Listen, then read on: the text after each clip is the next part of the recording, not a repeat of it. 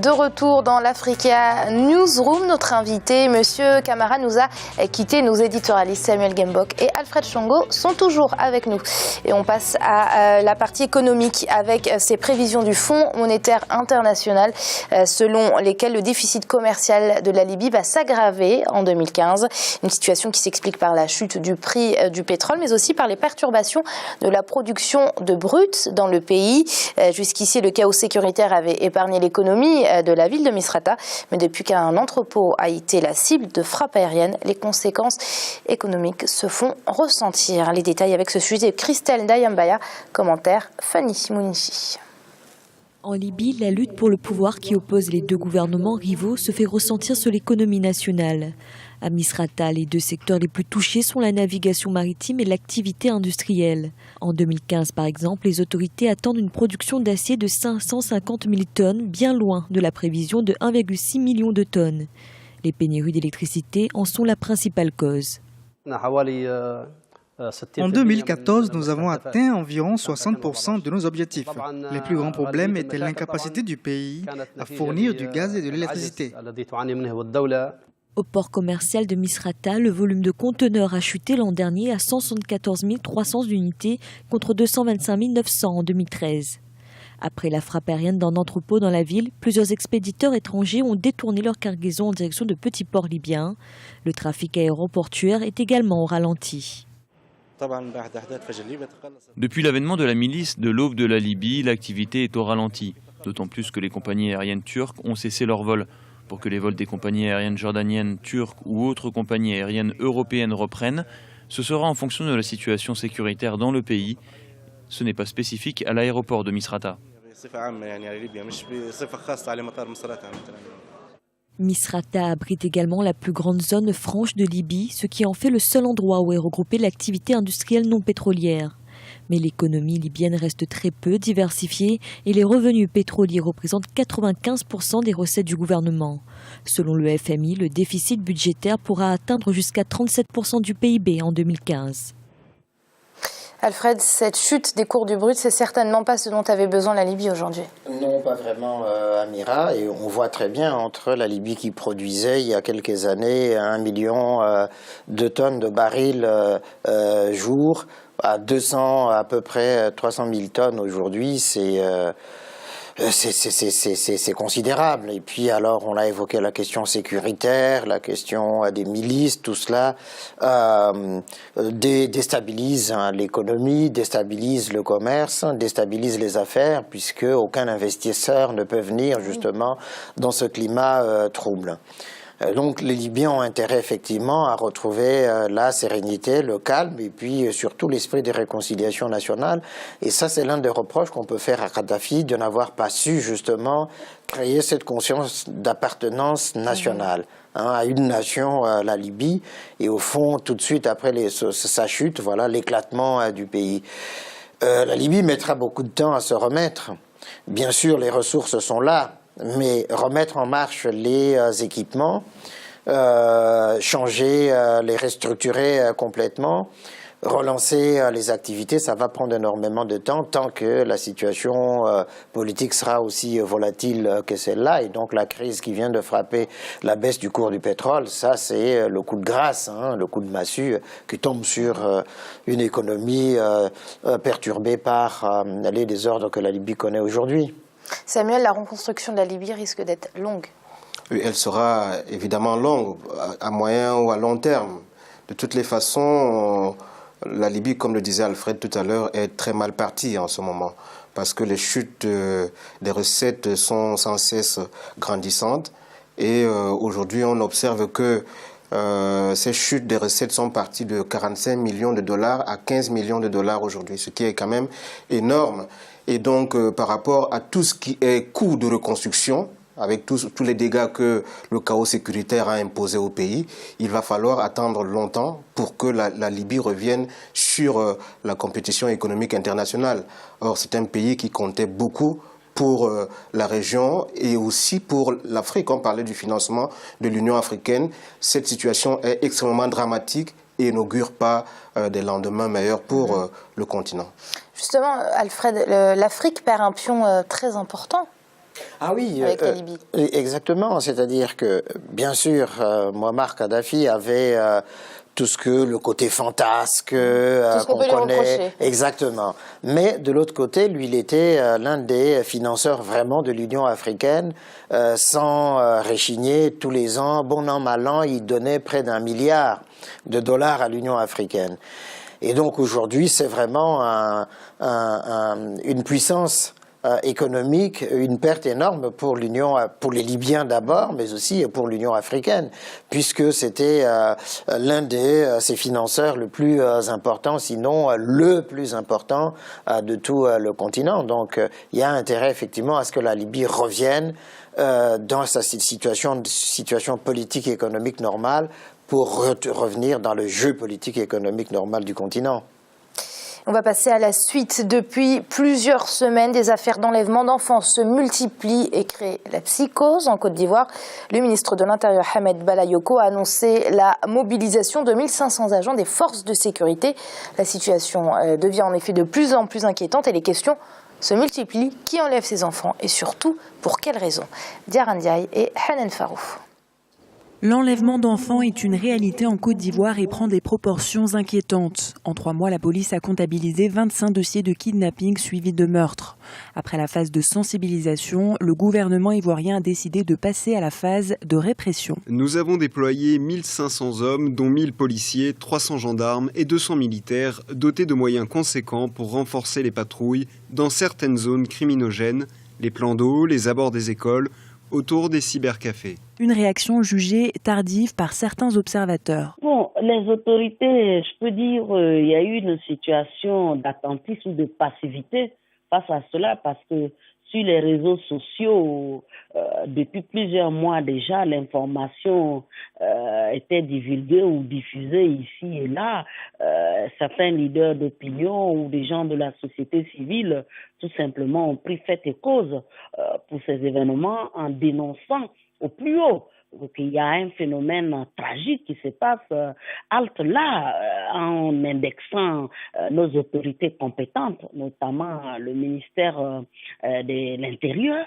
Crimes rituels, sacrifices humains ou encore cybercriminalité, les raisons de ces enlèvements et assassinats d'enfants restent encore floues. Cela date déjà depuis plusieurs mois. Ça a commencé d'abord par l'enlèvement des petits-enfants, des enfants à bas âge, et ensuite c'était des jeunes filles. Est-ce le fait des cybercriminels, qu'on appelle communément les brouteurs, ou bien est-ce le fait des individus assoiffés de pouvoir qui, à travers des sectes ou aussi à travers certains organes politiques qui sont le fait de ces enlèvements ou de ces massacres, par la suite de ces massacres d'enfants, ou aussi simplement parce qu'il y a des rituels ou des rites initiatiques qui sont connus à travers l'Afrique ou aussi à travers des réseaux maçonniques. Vraiment, la question, pour l'instant, les interrogations restent posées et franchement, je n'ai pas encore des réponses très probantes à ce phénomène. Le gouvernement ivoirien a annoncé un dernier bilan de 25 cas d'enlèvement d'enfants en 3 mois. Pour l'heure, un seul enfant a été retrouvé vivant, les autres ayant été parfois mutilés, puis tués. On vient de le voir, Alfred, c'est très flou. Qu'est-ce qui se passe selon vous ? Jusqu'à preuve du contraire, Amira, on ne sait pas très clairement comment identifier justement ces enlèvements ou est-ce des crimes rituels, on ne le sait pas. Est-ce que c'est la cybercriminalité, comme on l'a dit, qui procède à l'enlèvement des enfants? Pour en faire quoi? On ne le sait pas, mais les quelques cas qui ont été signalés, identifiés, montrent effectivement que dans certains cas, des organes ont été prélevés sur ces enfants. Donc il y a soit des têtes qui disparaissent, soit des organes génitaux, soit d'autres organes vitaux. Donc ça veut dire effectivement que il y a quelque chose qui se passe. Il y a quelques années, déjà dans certains autres pays africains, le même phénomène avait eu lieu effectivement. Et donc, il faut se poser les vraies questions. Je pense que si le gouvernement ivoirien a tardé à répondre à cette criminalité-là, c'est peut-être parce qu'effectivement, on ne savait pas comment s'y prendre, de quoi il retournait. Mais 25 enfants qui disparaissent et puis dont on retrouve quelques corps mutilés, ça fait quand même problème. Oui, Samuel, est-ce qu'on va un peu loin dans ces hypothèses de sacrifice humain ou c'est une réalité ? Je ne saurais dire si on va trop loin ou pas, mais je pense quand même qu'il y a des hypothèses qui confirment qu'il y aurait peut-être des crimes rituels qui seraient à l'origine de ce type de pratique. Mais il faudrait aussi associer un autre phénomène qui est récurrent sur le continent, celui des trafics d'organes humains, qui peut aussi justifier la prolifération de ce type de pratique.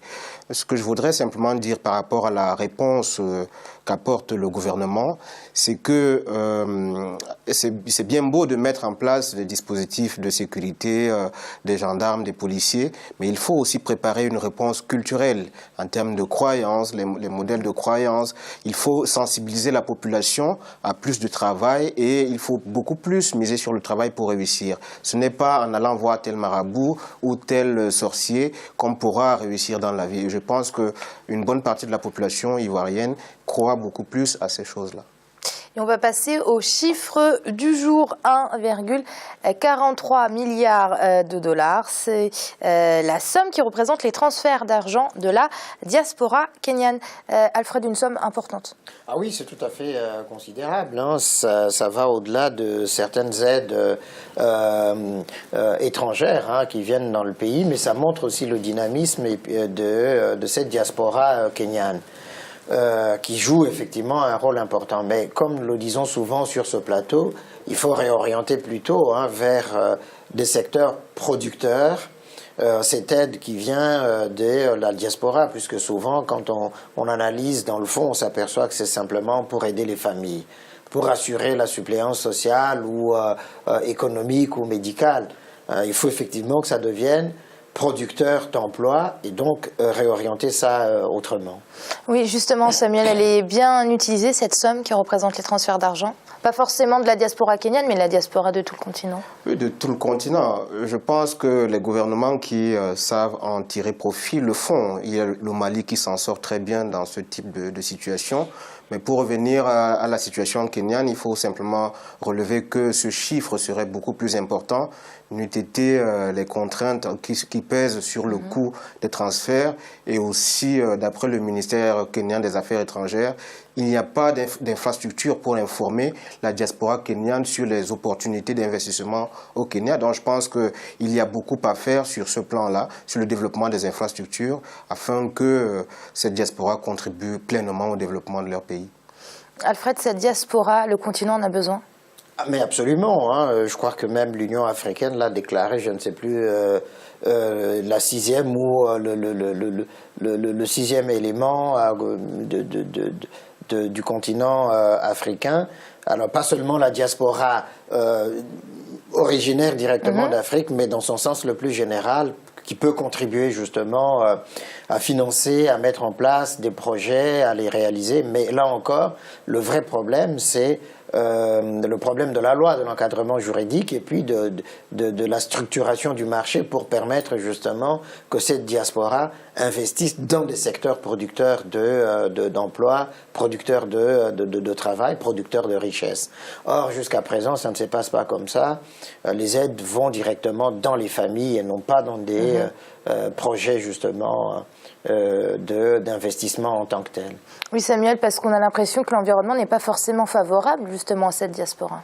Oui, l'environnement n'est pas favorable parce que la diaspora a une autre culture, celle des sociétés organisées. Et dans les sociétés africaines, où l'environnement économique n'est pas toujours parfaitement organisé. Alfred avait justement raison de dire que ce sont des aides familiales, mais ces aides familiales apportent quand même une bouffée d'oxygène en termes de croissance, parce que ça permet quand même d'accroître la consommation au niveau du pays. Donc je pense que ce sont des aides qui sont bienvenues sur le continent. Simplement, il va falloir moderniser les économies, il va falloir les structurer, mieux les planifier pour que ces aides-là puissent participer pleinement au développement des nations. Merci Samuel, c'est donc la fin de cette Africa Newsroom. Alfred, merci de nous avoir accompagnés. Merci beaucoup Amira et puis à mes très chères téléspectatrices, merci de leur accueil aussi. Et Samuel, merci également à vous de nous avoir accompagnés. Merci, bonsoir Amira. C'est donc la fin de cette émission, mais l'Africa Newsroom, c'est pas fini. On se retrouve bien évidemment demain avec un dossier du jour consacré au militantisme politique, mais au féminin. À très vite.